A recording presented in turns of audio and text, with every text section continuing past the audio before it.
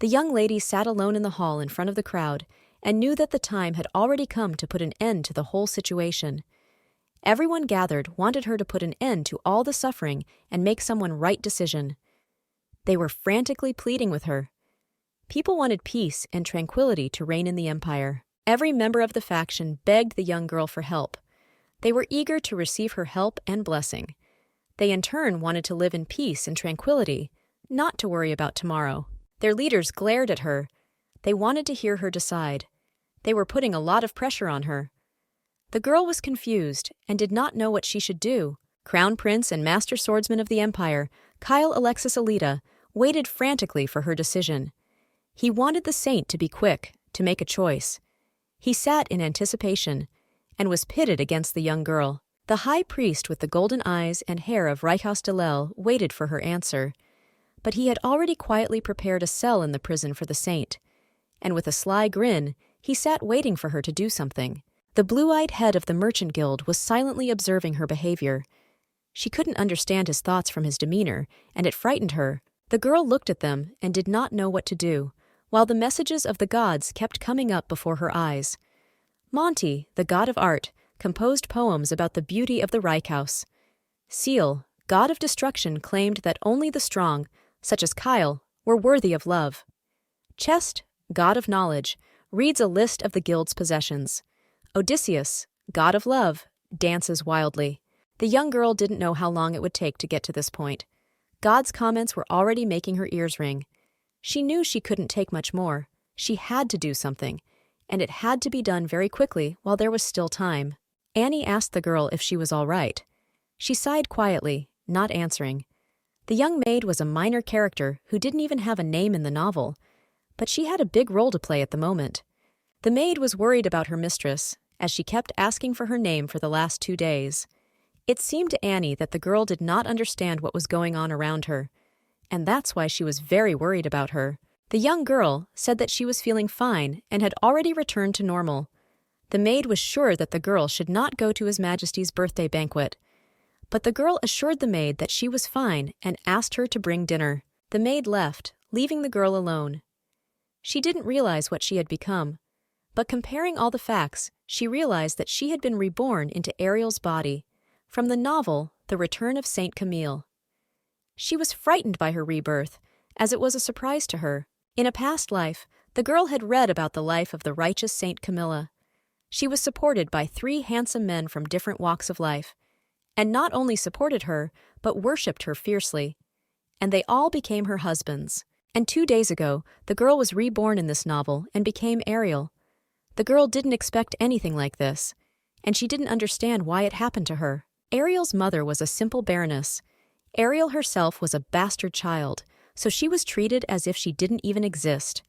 In the girl's opinion, such an attitude was unacceptable. She knew that young Ariel didn't deserve it in the first place. The girl did not believe in gods, but she always went to the temple and prayed to marry someone with a good background.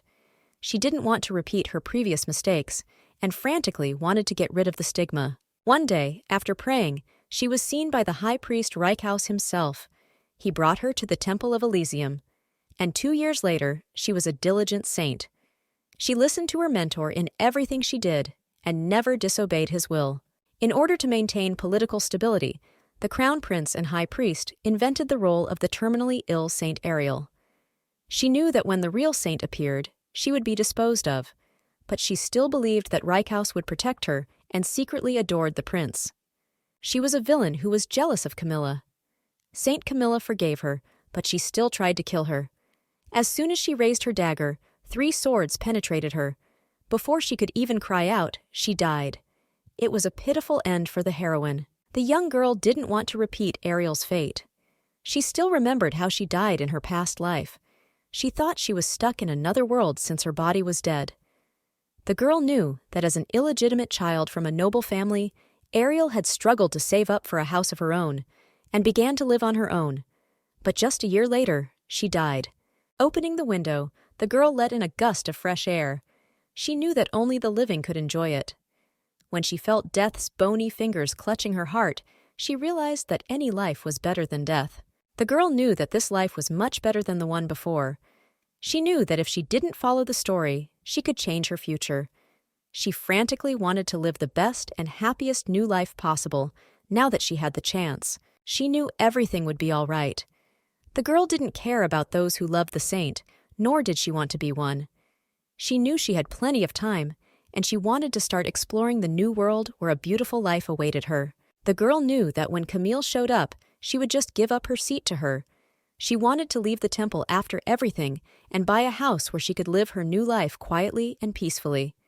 She didn't want to get involved in politics, and she wanted to be less conspicuous to everyone. After the young girl accepted and came to terms with her new life, she saw an incomprehensible notice. She froze in bewilderment. The notice stated that a wonderful journey awaited the child who accepted her destiny. She was puzzled. The girl was in shock and didn't understand what was happening. She stared at the pop-up windows, which were a message from the gods. She was seething with fear from the unknown. She knew she was an imposter and could not understand how she could receive messages from the gods themselves. Ariel didn't understand who the world had come to and who was interested in her abilities. She reread all the messages several times, but she didn't understand what they were talking about. She was alarmed by the whole situation, and she didn't want to be a saint. She wanted to avoid participating in all divine matters. She wanted to reread some more and figure out what was going on, and it all disappeared quickly. She thought maybe she was dreaming, and it was just a nightmare, after which she would wake up and everything would go back to the way it was. It made her sad to think that she could be a saint. Her reflection was interrupted by the arrival of the Reincarnated Delel. He brought her lunch. She was surprised, for she had been expecting a maid. She had never thought that he would come. At the unexpected arrival, Ariel addressed the priestly minister by name. He smiled, saying it was the first time she had called him by his name. He was shocked, for he had not expected that of her, but he liked it. She said with a smile on her face that she was thinking and accidentally addressed him that way. She apologized to him, saying that it would not happen again. The girl was worried and didn't know how to behave properly so that he wouldn't suspect anything. Reincarnated said he even liked it when she addressed him that way, since he was starting to forget his name. He said that if the girl wanted to, she could continue to address him that way. The girl knew that the real Ariel would force with happiness if she heard such a thing. But the new Ariel knew not to cross the line. She apologized once again and said that she would never do that to Olga again. Reincarnated told the girl he would give her anything she wanted and said the temple was her home. Camilla, when she became a saint, still only addressed him by his first name. And yet the high priest was almost as influential as the members of the imperial family. He's the one who brought Ariel into the sanctuary and made her play that role. Ariel thanked the man for lunch. He was just leaving when he stopped and said that he hadn't seen her in a couple of days, and he had a feeling she wasn't herself. Ariel sat in the library and studied the history and the world around her. She sat and thought back to the conversation with Reincarnated, thinking it had gone pretty well. Ariel had learned a lot of useful information over the past couple of days. She knew that it was the year 722, which was 82 years since the founding of the empire. There were 5 days until Camille's appearance. The girl found herself in the Elita Empire, where both monarchs and clergy are equally honored. 99% of the population is religious. There are shrines to the major gods located throughout the city, 9 gods in all. After reading the story, Ariel learned that she is in a temple where all the gods are honored.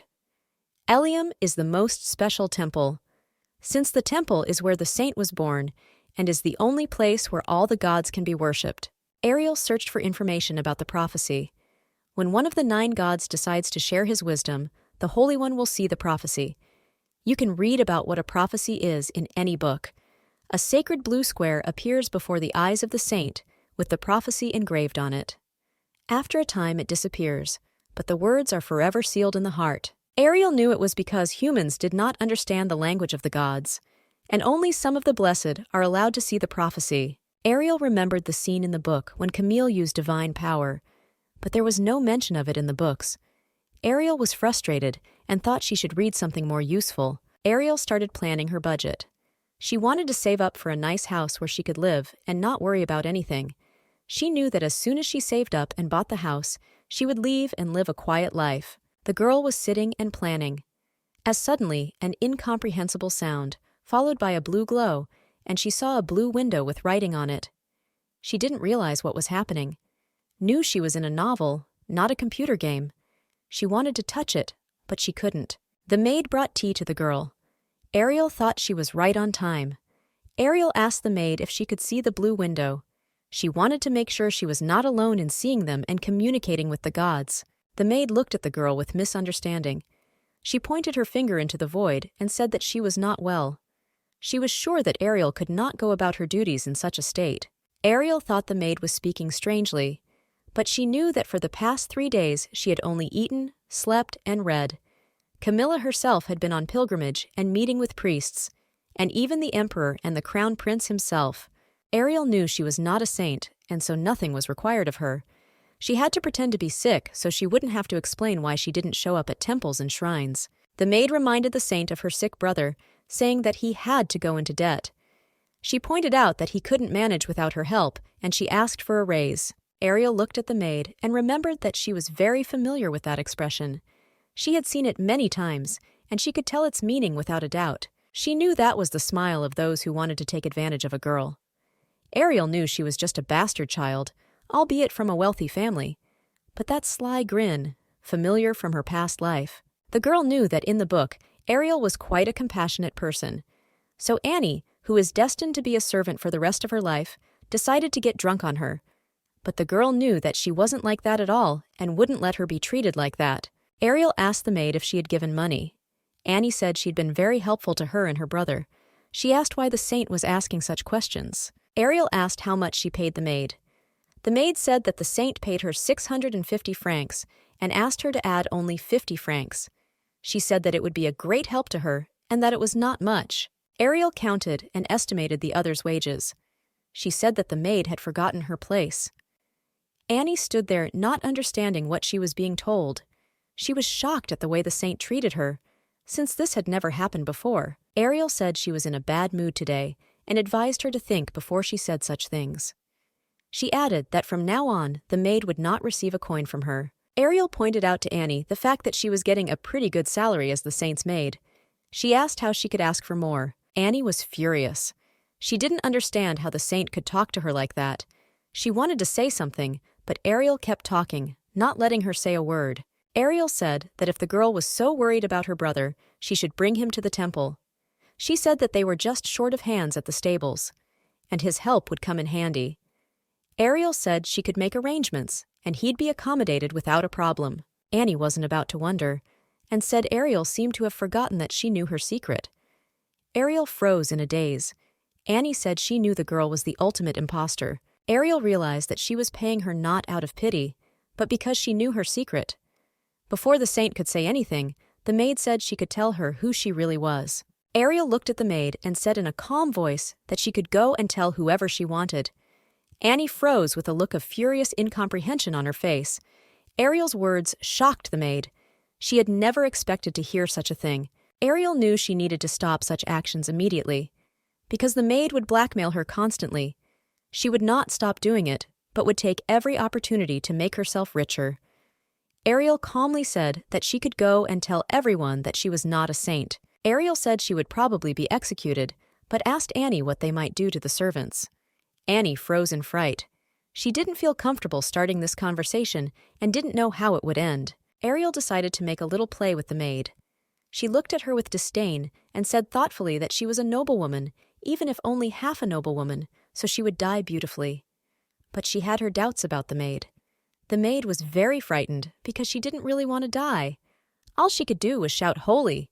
Ariel said the maid was just jealous, because she could have told everyone a long time ago. Ariel said they were in the same boat now. Ariel smirked and asked Annie if she was prepared to risk her life and tell everyone. Annie was very much startled by the saint's words. She was so dazed that she could not say anything. She was very much struck by the Holy One's speech. Ariel didn't want to wonder and decided to find out who else knew her secret. The girl couldn't let anyone else know her weakness. Annie said she never told anyone else that the saint was deceiving everyone. The maid was very much afraid for the safety of her family. She screamed furiously that her family had nothing to do with it. And once again, she reiterated that she had not revealed Mistress's secret to anyone. Ariel said dismissively that she wasn't really convinced. Adding that she'd ask them herself to be sure. Annie was very concerned for her safety and that of her family. She got down on her knees and frantically begged the saint to forgive her arrogance. She cried out that she didn't want any money, just to be forgiven. She repeated several times that she would not make such mistakes again. Suddenly, they saw the temple attendant. Annie hesitated and said that he had misunderstood. Reincarnated did not intend to listen to her, for he had heard enough from their conversation. He had already made up his mind. Before the maid could finish her speech, Reincarnated suddenly brought his sword over her head. She had no time to scream before it killed her. Ariel stood in a daze. She couldn't believe that he had killed the maid. The clergyman only said in his defense that he had no other choice. Ariel looked at him and realized that somewhere far away, he might have been right that he was so careful to hide the secret. But she couldn't accept the fact that he had killed the girl. She knew that was not the right thing to do. As he left, he said he was all cleaned up and she could rest. Ariel froze in place and could not say a word. She was very much shaken by what she had seen. Ariel was alone with her thoughts. She knew that at some point he might do the same to her. She knew from the books what he had done to the old Ariel, and she was fiercely afraid of him. As suddenly, she heard a sound and saw a blue square in front of her, and in it were messages from the gods. They were interested in her thinking, her calmness in such shooting situations. They were telling her that she was getting closer to prophecy. Reincarnated paced the hallway. He was thinking about the whole complicated situation. He couldn't understand why Ariel had suddenly become so determined. He had never noticed such behavior in the girl before. Reincarnated knew that if she had been a little smarter, it wouldn't have come to this. The high priest served only one god, the god of the art of Monty. Unlike the Holy One, she served everyone. The maid hurriedly apologized to Ariel. She told the young girl that nothing had happened and she needn't worry. The maid, in turn, frantically apologized, saying it would never happen again. The maids changed one by one. Ariel didn't have time to memorize their names. She couldn't realize that Annie was dead and no one cared. But she knew that if her secret got out, it would hurt not only the emperor, but the entire empire. She had no choice but to run away. Ariel sat in the library, calculating how much money she had. She knew she couldn't afford a big house. Ariel knew that if she sold her holy things, she could afford a medium-sized house. The girl knew she had 3 years to fulfill her dream. She wanted to hide very well, so that no one could find her. She wanted to keep herself safe, and could not let the plot of a novel with a tragic ending turn into real life. Her meditation was interrupted by the arrival of Reincarnated. He had unexpectedly disturbed her peace. She greeted him politely. He thought casually that the girl had decided to take up etiquette. He looked at her and told her that she was head over heels in her work. Ariel knew that if he actually found out what she was doing, she wouldn't say hello. Ariel said she had prepared a speech for His Majesty's birthday. The girl knew it was written by the real Ariel, and she couldn't even think she could use it. Reincarnated read the speech and was a little surprised. He read it aloud. Ariel was puzzled as to how such a speech could have been written. She was ashamed of everything that was written in it. She quickly said that the speech should be rewritten. Reincarnated looked at her and asked if she loved the prince. Ariel hesitated and said he had misunderstood. The girl thought to herself that the real Ariel had a bitter, unrequited love. The girl pulled herself together and explained her position to Reincarnated. She said she loved the prince as the gods love all their babies. Love is God's favor. He looked at the girl and asked her what would happen if the prince thought the wrong love.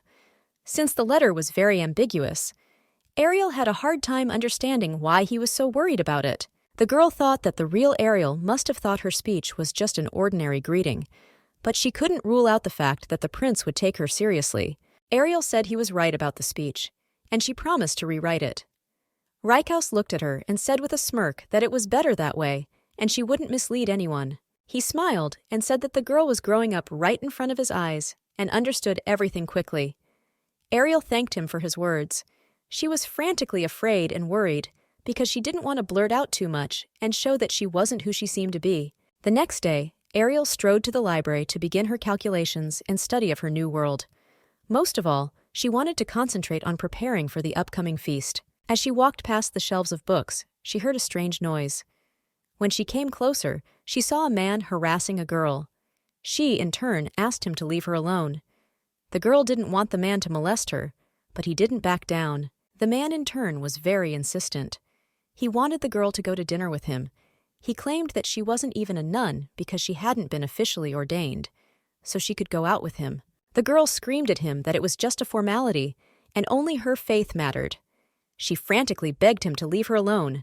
She even threatened him and told him that if he did not leave her alone, she would go to the shrine. Ariel couldn't get past it, and told the man to leave the girl alone and move away from her immediately.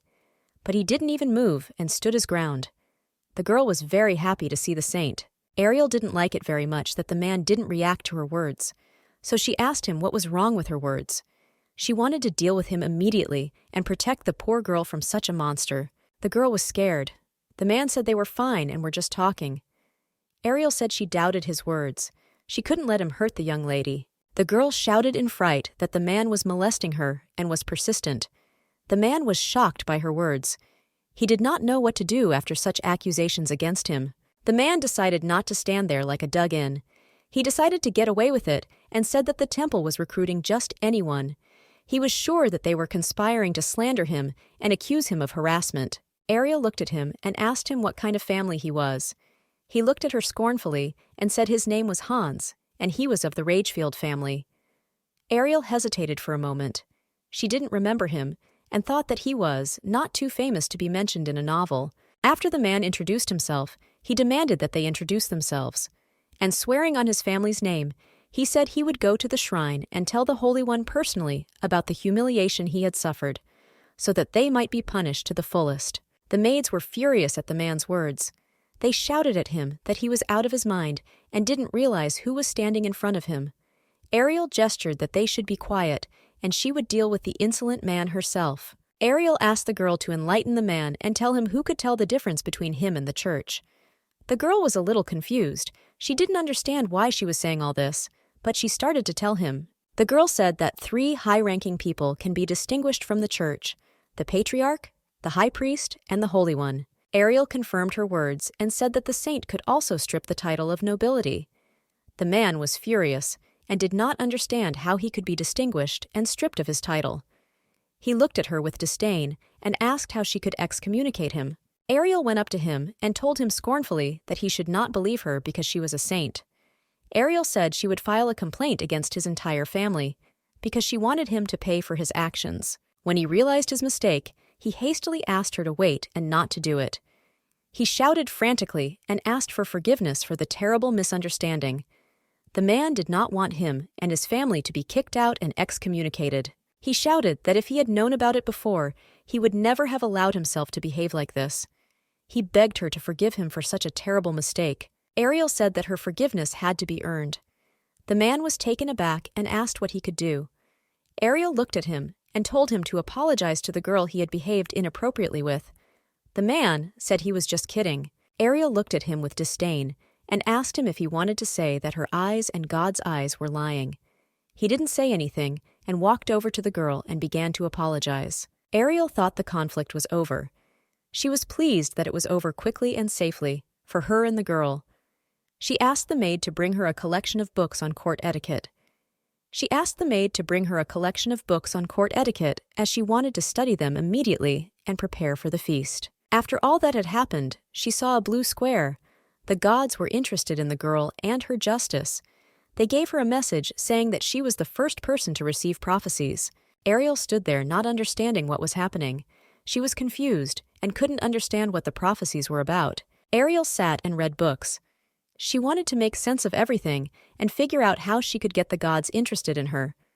She was confused because she didn't think she was special enough to interest the gods. She stared intently at the message. They reminded her of a game interface. Ariel was puzzled and didn't understand where the messages were coming from. It wasn't like she was a saint. She began to look in books for any information that would help her make sense of what was going on. She read that the ability to receive prophecies was an innate ability of the saint, and there was no mention of exceptions. Ariel would have considered turning off the prophecy notifications, but she was quickly persuaded not to. As much as the girl was puzzled by the prophecies, she would have to put up with them. Ariel thought this turn of events was very strange since she was not a true saint. She was puzzled by the presence of the prophecies. Chest, the god of knowledge, had something to show Ariel. The girl literally absorbed the contents of the books. The girl literally felt like she was reading dozens of books. But a little time passed, and she felt like reading hundreds of books at the same time. Ariel absorbed the information of books that weren't even in the library. Ariel knew that now it was fashionable not to worry about anything, she would know everything. But unfortunately, her prophecy level was too low, and she couldn't absorb more information. Ariel was a little frustrated. She wanted to learn more. She was furiously curious. She decided not to get upset and see what she could get from the gods. She was blessed by Chest, the god of knowledge. With his help, she was able to learn a lot of useful information. Ariel thought her head felt 1,000 times lighter than before. She only glanced at the book as she quickly grasped everything. Ariel was overjoyed at the change. She was sure that with the help of the gods, her work would go faster. But the girl thought that somehow everything was sudden.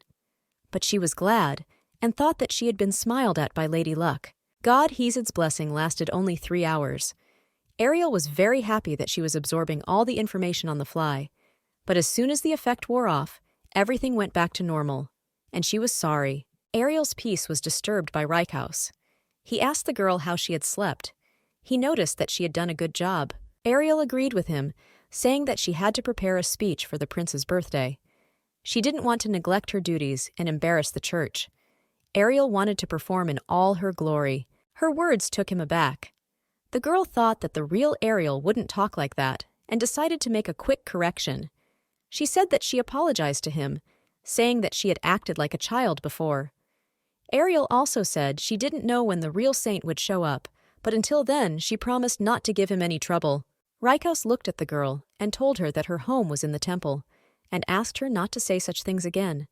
But the girl knew his secret and was sure that she would not leave the temple alive.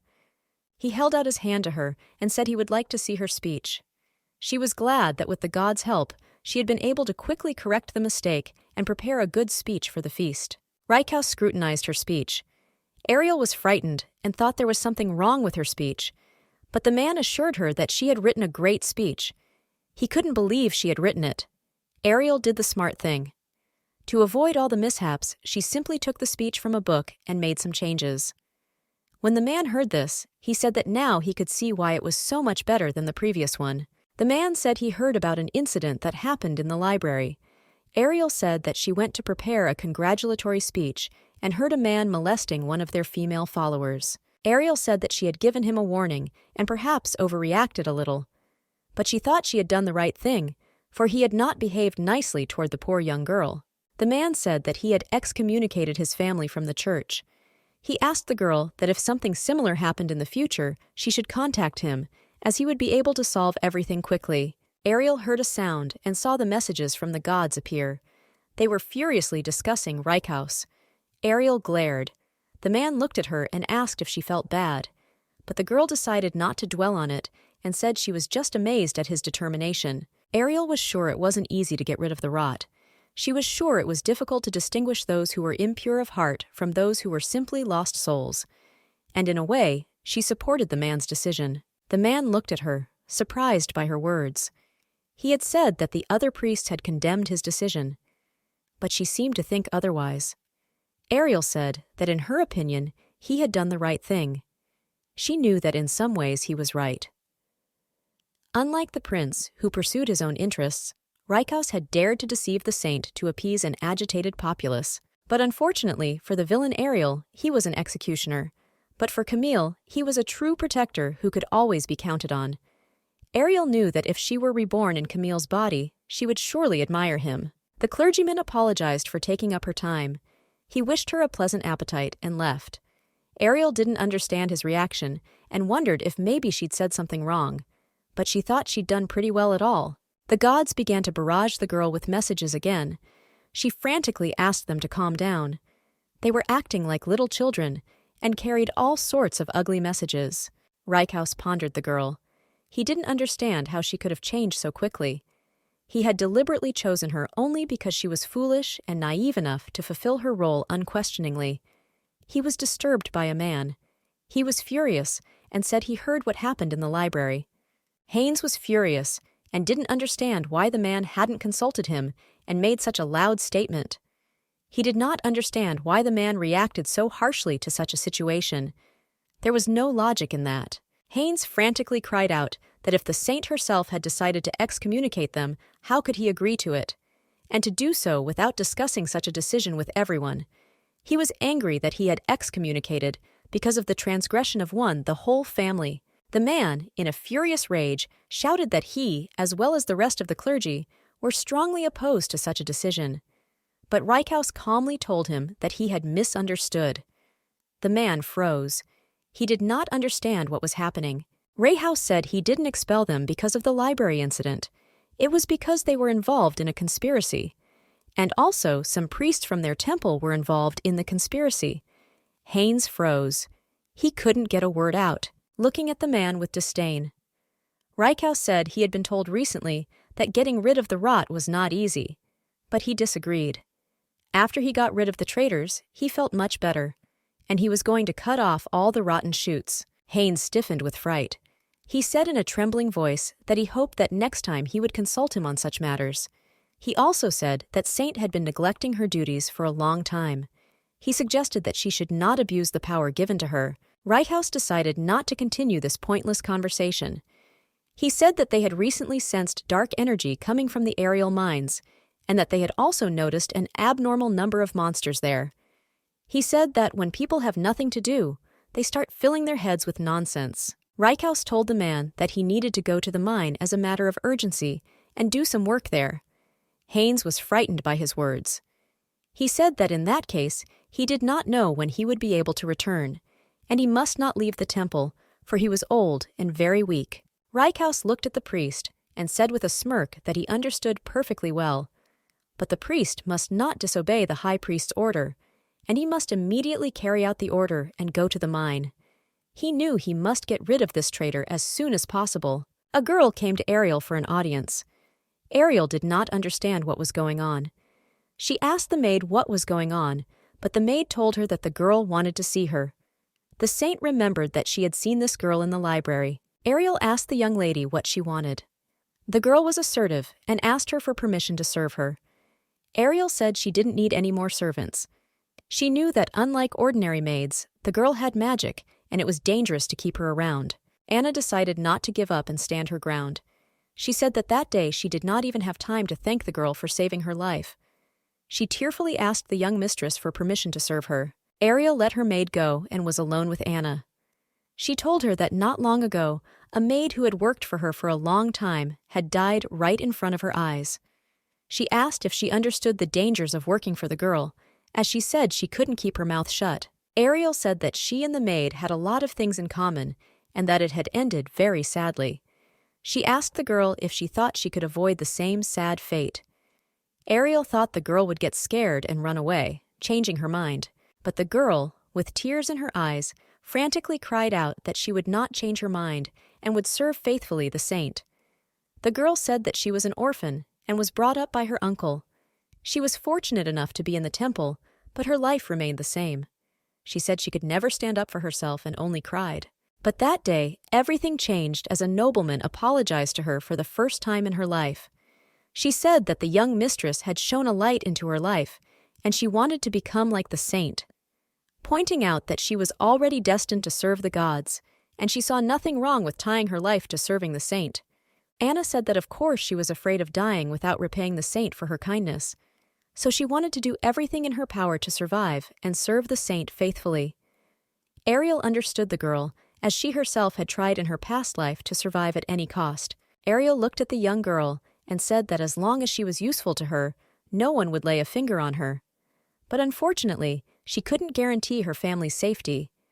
The girl was frantically glad that the saint had changed her mind and decided to hire her. She wanted to repay her for her kindness. Ariel was greeted by the commander of the Second Army, Duane. He said he would accompany her to the prince's birthday party. Ariel graciously accepted him as her escort. The girl had been sitting idle for such a long time. They had a long drive to the imperial palace, to the banquet. She looked out the window and admired the temple. It seemed much larger than inside. She thought she would need a horse when she left the temple, and she thought she should learn to ride so she wouldn't have trouble escaping. As they traveled along the road and people greeted her, they shouted frantically and praised the saint. She was surprised that they honored her so much. Such greetings were new to her. Ariel realized how to be a saint, All the people in the land revered and loved her, for she carried the will of the gods. She thought for a moment. She wondered if it was true that she received a message now and then from the gods. She got the message again. Ariel looked at it and said she wasn't even a real saint. Why would she suddenly think she was getting a message from the gods she asked to prove their existence? Just as suddenly, there was thunder in the clear sky and lightning struck. She looked out the window in fright. Ariel said that she believed them, and the gods should not do that anymore since she was convinced of their existence. The gods immediately went silent and left her with only a blank window with no messages. She smiled and thought that she was lucky they didn't read her mind. Ariel arrived at the castle. There were a lot of people, and everyone was frantically discussing her arrival. The girl decided not to panic and calmly went to the royal personage to congratulate the prince on his birthday. There was beautiful music playing, and everyone was having a good time. People weren't interested in anything but the feast. They were happy and wanted to see the real spectacle. Ariel saw the emperor and the empress. She knew that the young lady had become empress only 3 years ago. They were in all their splendor. The crown prince stood beside them, clutching the hilt of his sword. He looked at Ariel with distrust and anger. She was a little frightened by his behavior. From the novel, she knew what he was capable of, and it frightened her. She didn't want to run into him, much less cross him. Ariel stepped closer to them. She greeted them, and said she was honored to congratulate His Majesty on his 20th birthday. She blessed them all. The saint gave a very moving and heartfelt speech. Everyone was delighted by her words. She was truly a saint. Ariel held out her hands to him after the speech. She said she was blessing him. He stood motionless. She knew the prince was fixing her with a look. She knew they didn't have the best relationship. He put his hand in her palm. She moved closer and kissed his hand. Ariel thought she was a client in front of a huge crowd of people. The girl was glad she hadn't made any mistakes, but it puzzled her that the real Ariel wanted to be a saint and do things like this. The prince wanted to say something, but suddenly there was an unexpected explosion. No one expected it. Everyone was frantically frightened and fell to the floor. Everyone was whispering.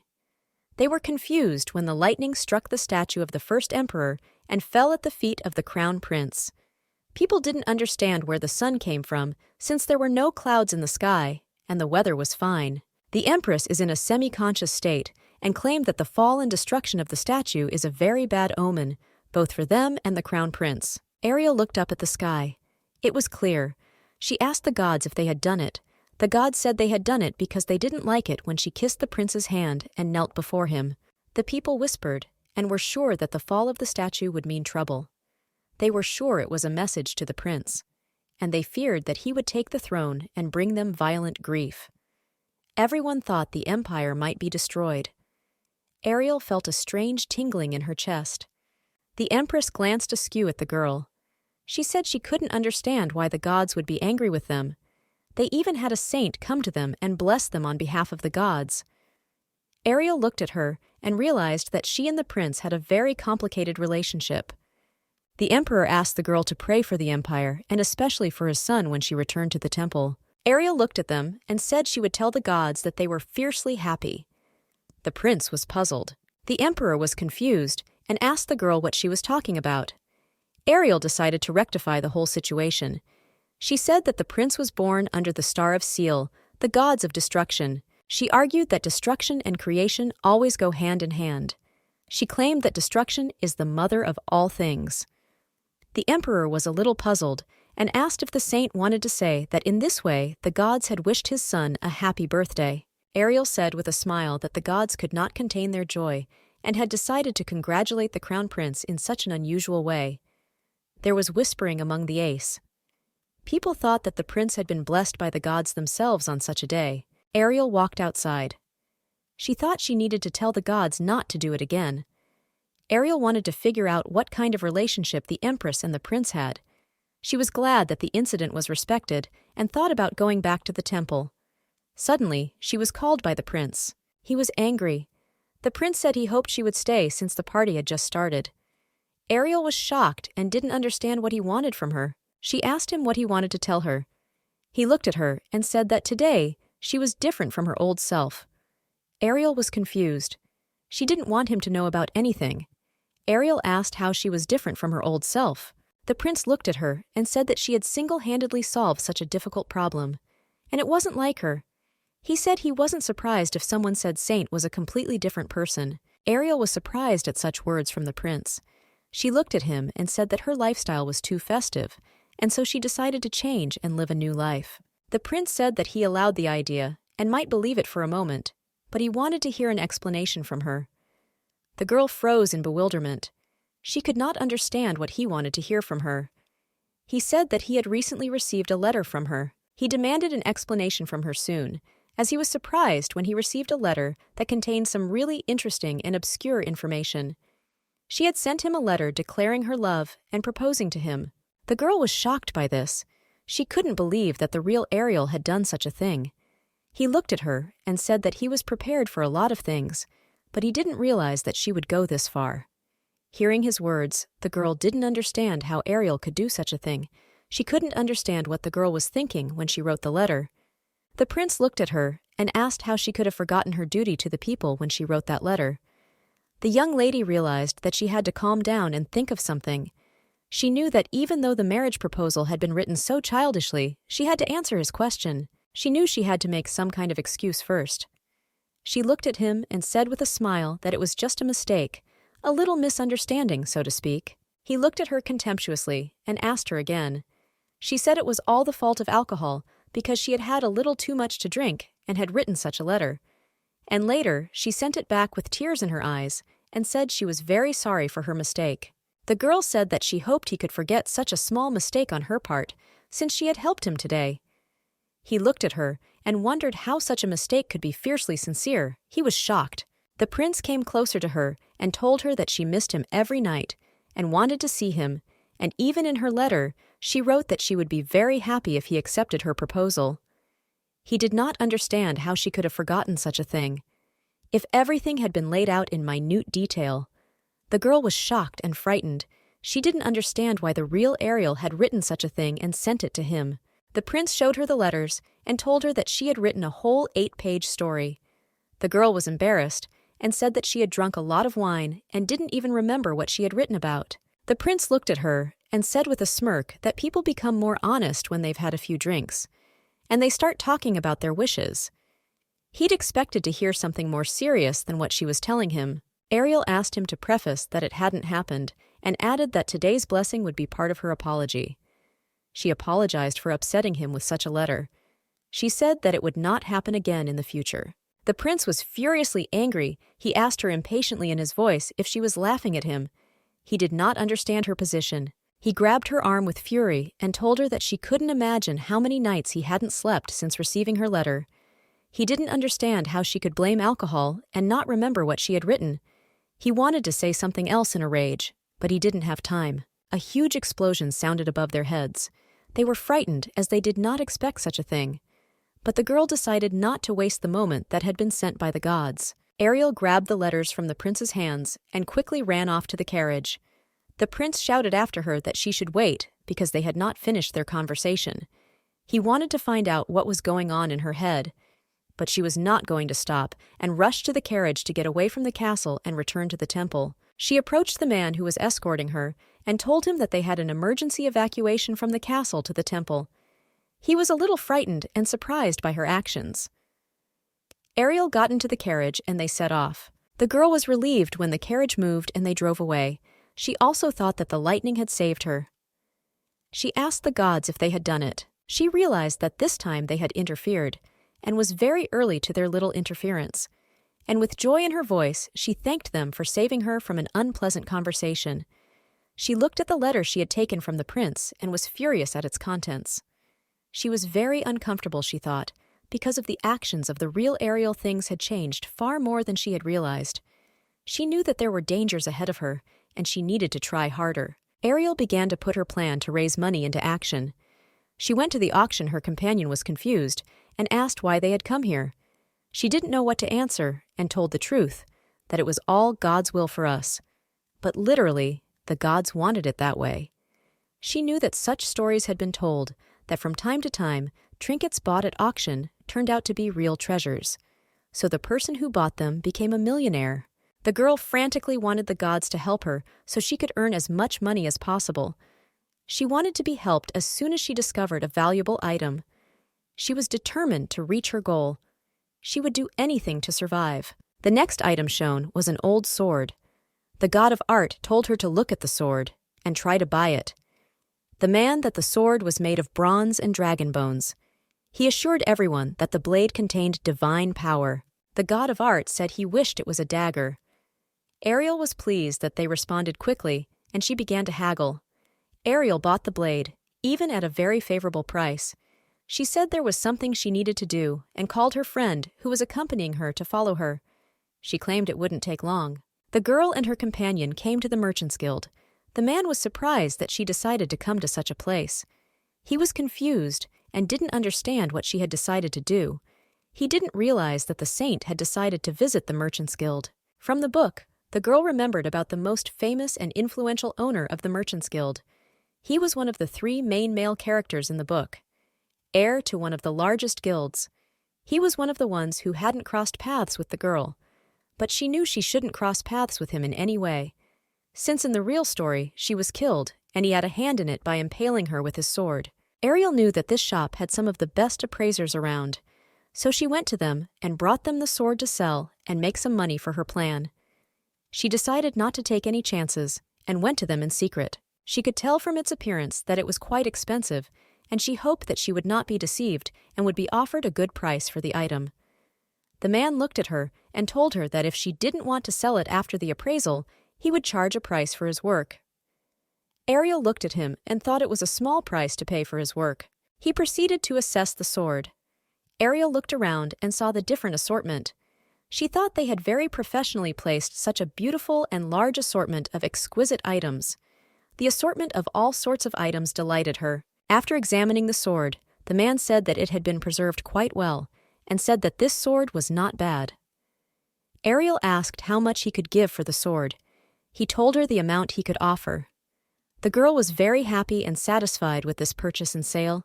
She mentally thanked the gods for their good help. Her companion was surprised and asked her how she knew the sword was so expensive. She looked at him and said with a smile that the gods had given her the information, and she had listened to them in her haste and made a very good and favorable deal. The gods were pleased with her honesty. They thanked her. They made a very favorable deal, and the man told her to wait 1 second. He would bring her the money. He hurried away. She heard a sound and looked to the side. She saw a message from the gods. They informed her that with their help, she was able to open a new feature of the store. The girl was a little perplexed, as she didn't realize what she had been able to open. Back at the temple, she was met by the new maid, Anna, who told her that her 5-day internship as a maid was over and she would start work immediately. She was very happy that she would be able to take up her duties so quickly. Anna took Light's hand and told her that she could rely on her immediately. She would do exactly what her mistress ordered. Ariel asked her to bring her cake and tea. The girl was very glad of her first task. She hurried away to fulfill the saint's request. Ariel thought for a moment that she had a little sister who wanted to please her older sister. Ariel knew she needed to figure out the new feature the gods had given her as soon as possible. She didn't understand what it was and was eager to see what was in store for her. She knew that with the help of the gods, she could participate in various auctions, and thus bring herself closer to her goal of buying a house. New windows opened up to her. She was a bit surprised as she had different format windows before. And now she has access to new features and a new format of notifications from the gods. She was very surprised as her interface reminded her of the interface of computer games. She looked at the new function and was amazed she liked her new features very much. She wanted to learn everything as soon as possible. Ariel looked and saw that she needed money to buy items from the store. She saw that she could pay with francs. She wondered if the money from the store was the same as her real money in the real world, but she knew she didn't have a penny in her account yet. She saw a notification from the gods asking her if she would like a reward for the open store feature. She decided to see what the reward was, and was rewarded with a purse containing money. They looked like the regular francs that everyone uses in everyday life. She also saw that it had appeared in her account in the virtual store, and she could now make purchases. She was very surprised and very curious. Ariel knew that if she put more money in her purse, it would appear in her account, and she thought she could use it later on. Ariel began to look through the store's properties. She realized that she had a lot of blocked items that were not available to her yet, since she has a low prophecy level. She saw that she had some items and potions that she could easily buy. She was interested in some of the items, namely potions that could increase her strength. Ariel wanted to unlock as many magical items as possible that would be useful in the future. She realized that in order to do this, she needed to put as much money as possible into her magic wallet so that she could eventually buy some useful items, which will definitely come in handy in her household. The gods asked Ariel to show how she could prove her faith in fundraising. They offered her to donate all her money. Ariel thought they were going a little overboard, but still they helped her a lot, not only in fundraising, but in all other situations. She decided to donate the money for the good of the temple after all. She gave all the money she had, and there was not a single coin in her account. She was a little upset, but she promised that she would work hard and get more to fulfill her dream. She was determined to buy a house and escape as soon as possible. The gods were very happy that she had given them the money, thus showing her feelings. They decided to thank her and gave her a new power and opened up new possibilities. She was one step closer to prophecy. Ariel was surprised and amazed at the gods' decision. They unlocked her divine power. The gods poured power into her at lightning speed. Ariel felt the divine light and a great flow of energy that warmed her living body with bright light. She felt very warm and comfortable with this burst of energy. She was frantically enjoying the moment. And after finishing, she was surprised, since she had never felt anything like this before. Looking at her hands, she couldn't understand what had changed in her body, and what power she now possessed. The gods were furiously flooding her with messages and congratulations. They were happy that she had discovered a new function and gained divine power. Ariel wondered what ability she had gotten this time. She looked around the room and found it less luxurious than before. Ariel saw all the flaws and nuances that she hadn't noticed before. The girl was surprised at her abilities, as she knew that a saint could only use the ability of one god, but it was different for her. She could use the help and powers of different gods. She had a power that she could use without putting herself in any kind of confinement. Ariel couldn't understand why such a great power was given to her, and she wondered why. Before she knew it, a clergyman came to see her. He asked her if she was okay.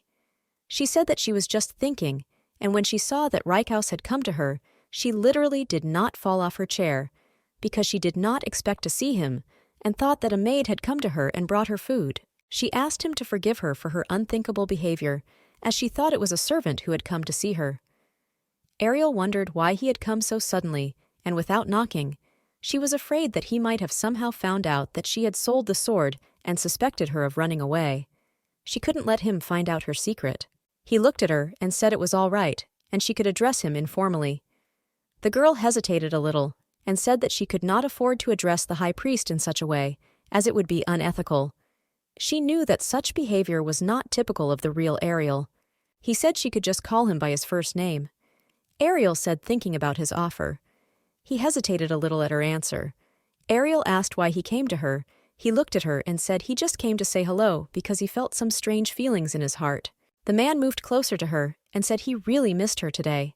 She didn't understand what was going on and didn't want him to come near her. He realized that she was against it and said that it was time for him to leave. But before he did, he apologized for his behavior and quickly left. When the high priest left, he left Ariel alone with unexplained thoughts. She was shocked by his behavior and thought for a moment that he was ill. The gods began to flood her with all sorts of messages. She only laughed at them, thinking that they were acting like little children. Anna came to Ariel and told her that she had brought her some food. The girl was very pleased. Anna looked at her and said that of course her words would sound a bit silly, but she would say them. She said that the saint looked much better and more beautiful today than usual. And she also said that today, more than ever, the girl radiated love. Ariel thought for a moment and realized what was wrong. She remembered that she had been blessed by the God of love, and that she was glowing and radiating love. Now she understood why the young man was behaving so strangely in her presence. She was radiating love and thus embarrassing him. Ariel thanked her new maid and asked her to leave her alone, saying that she would eat everything a little later, but for now she needed to be alone and think about everything.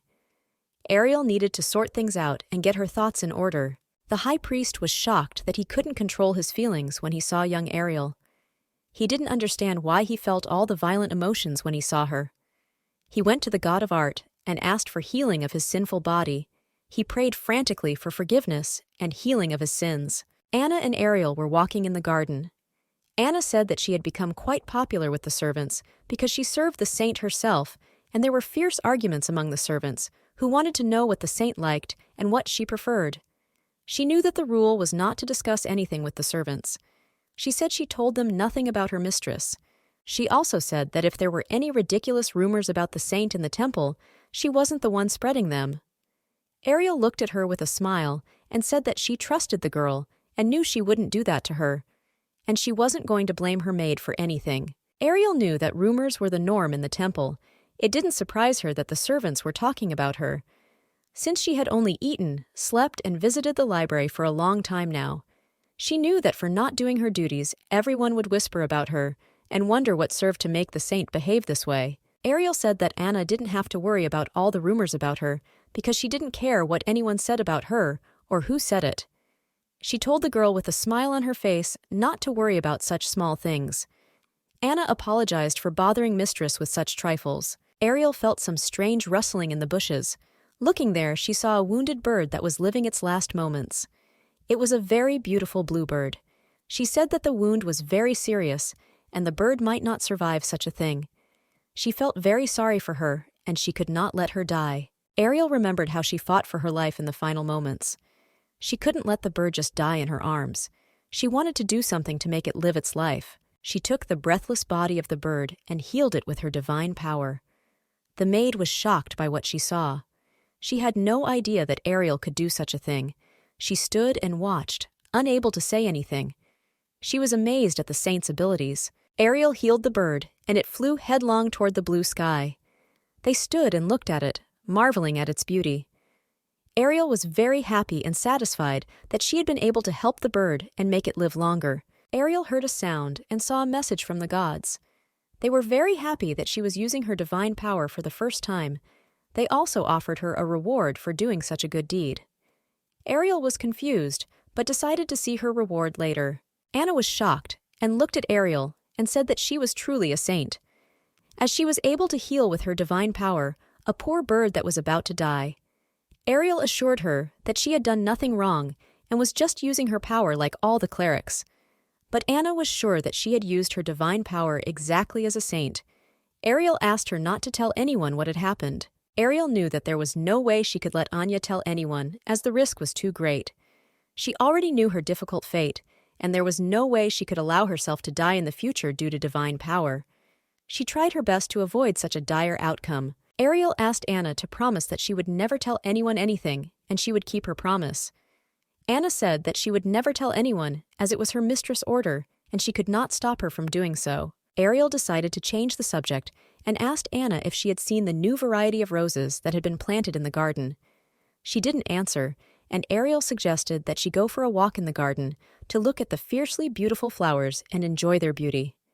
She wanted to forget about the incident. The guildmaster and the high priest sat in the garden, drinking tea and discussing the training of the bluebird as well as the dogs. The high priest thanked the guild owner for helping save the white roses, since they were not well suited to the climate in the temple.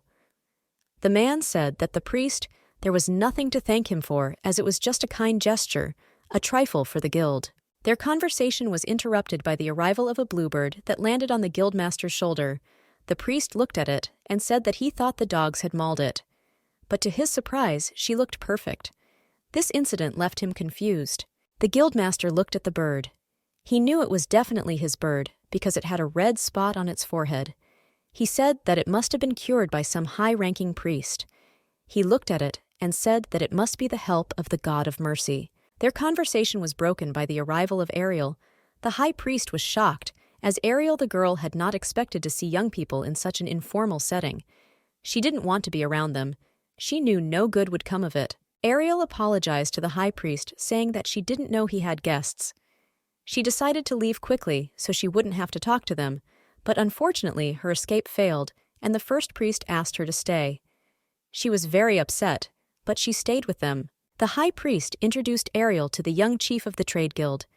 Ariel was shocked, as she hadn't expected to meet him in person. She had avoided him in every possible way, and there was no mention in the book of a meeting between the girl and the guild chief. Rykau said he could escort Ariel while she walked around the garden.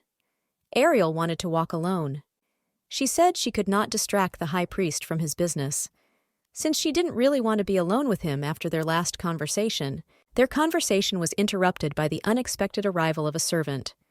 The servant said something to the high priest. Rykau apologized and said that he had to leave their company because there were some problems he needed to solve urgently. He was upset that he would have to leave them. Ariel turned to Marquis. She said she had to go, as she had urgent business to attend to. She did not want to talk to him, as she remembered from the novel what he had done to the real Ariel.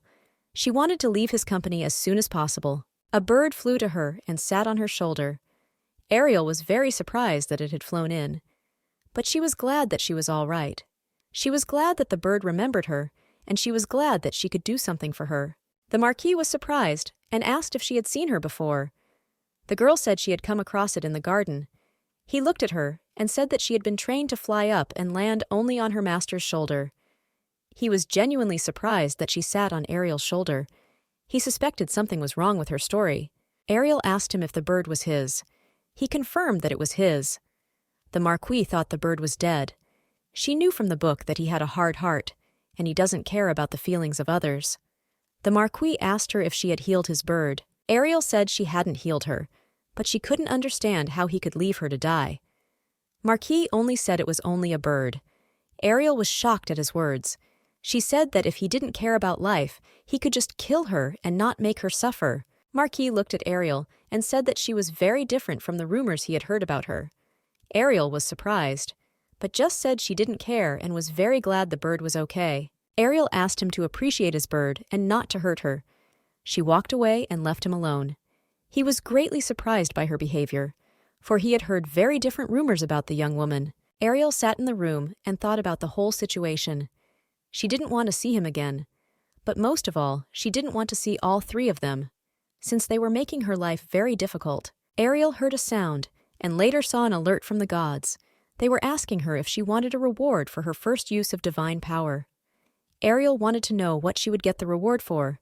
They raised her level, and by doing so, she got closer to the prophecy. A new god of destruction was added to her and blessed her, gave her his power.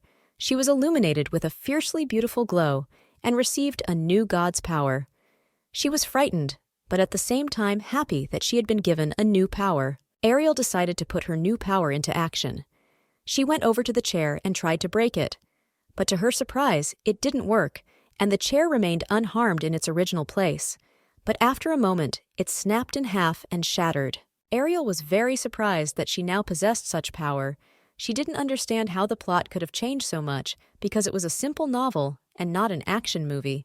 She was amazed that the chair easily broke in half. Ariel sat and read books.